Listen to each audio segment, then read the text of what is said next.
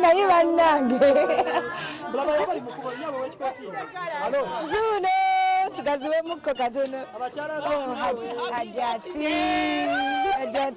naye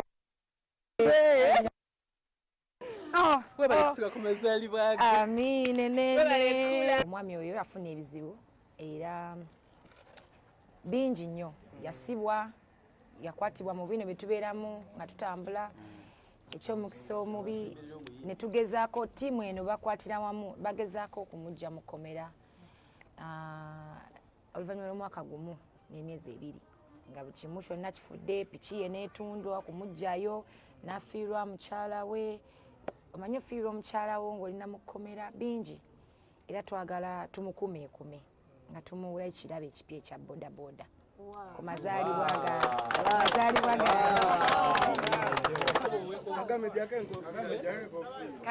Kagame tofaayo kasita ofunye piki kati kambuze gino emigo gya kkomera gyaki nyabo ekisookera ddala bantu bangi wafuna ekizibu ku lw'omuntu amwevuma n'amukyawa weewaawo nyiza okuba nga sinze yakireeta naye okuba nti abadde mu ttiimu yaffe nga tutambula naye ennyo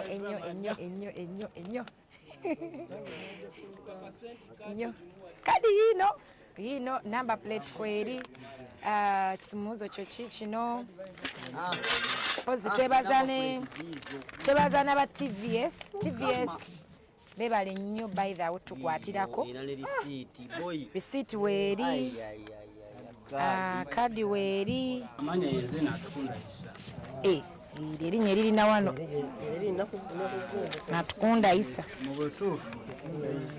sinna ngeri gye nsobola kwebazaamu